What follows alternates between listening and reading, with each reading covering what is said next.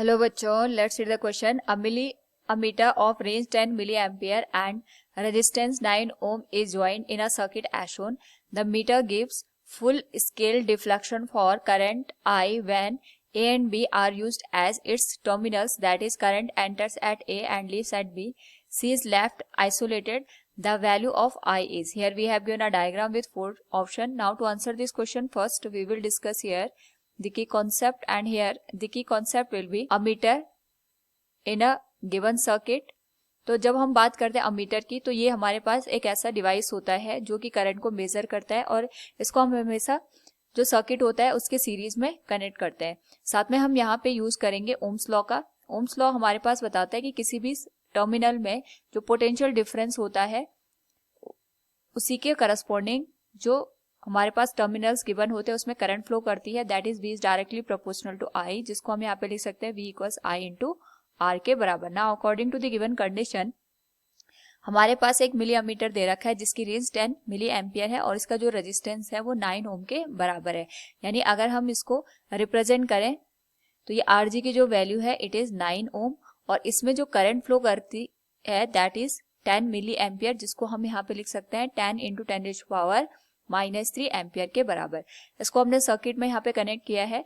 The meter gives full scale deflection for current I when A and B are used as its terminal. यानी हम यहाँ पे अगर A और B को एज ए टर्मिनल यूज करते हैं तो यहाँ पे फुल स्केल डिफ्लेक्शन हमें शो होता है.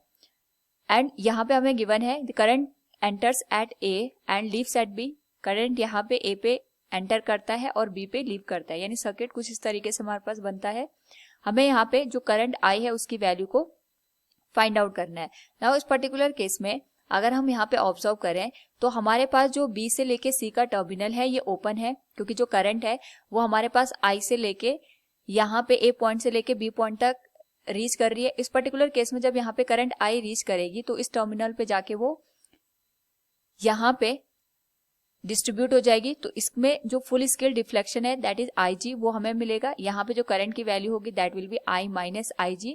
अगेन यहाँ पे जो करंट Ig है वो अमीटर से होते हुए इस पाथ से होते हुए 0.9 ओम का जो रेजिस्टेंस दे रखा है वहां से होते हुए अगेन B टर्मिनल तक रीच करेगी. यानी जो B से लेके C का टर्मिनल है यहाँ पे कोई भी करंट फ्लो हमें देखने को नहीं मिलेगा.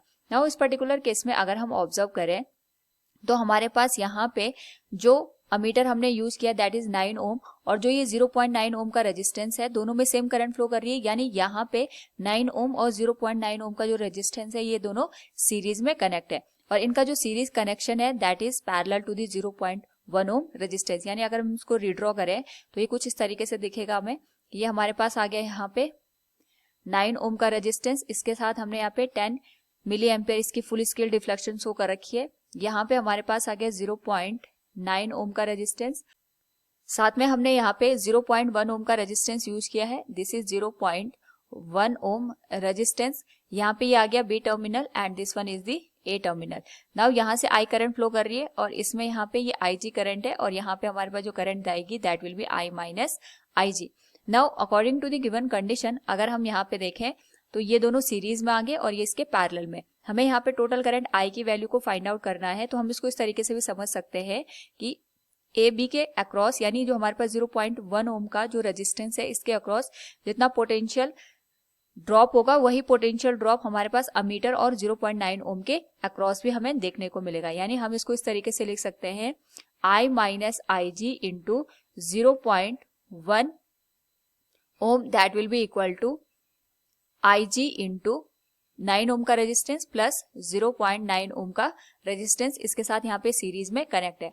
नाउ अगर हम इस होल वैल्यू को सॉल्व करें it will become I minus Ig और ये आ जाएगा हमारे पास 1/10 हम इसको लिख सकते हैं. It will become 9 Ig plus 0.9 into Ig, जिसको हम यहाँ पे लिख सकते हैं 9.9 Ig और ये हो जाएगा I minus Ig divided by 10. अगर हम इसको सॉल्व करें it will be I minus Ig equals 99 Ig के बराबर, जिसको हम लिख सकते हैं I इक्वल्स 100 Ig और I नाउ जो Ig की वैल्यू है ये हमारे पास 10 मिली एम्पियर के बराबर है. So it will be 10 into 10⁻³ अगर हम इसको सॉल्व करें यहाँ पे तो हमारे पास जो ये होल वैल्यू है ये बन जाएगी 10⁻³ से 10⁻+3 ये कैंसिल हो जाएगा. This will become 1 ampere. So from the given question we can say here what will be the value of I, it will be 1 ampere. Option C will be the right answer. Hope all you understood it. Thank you and best of luck.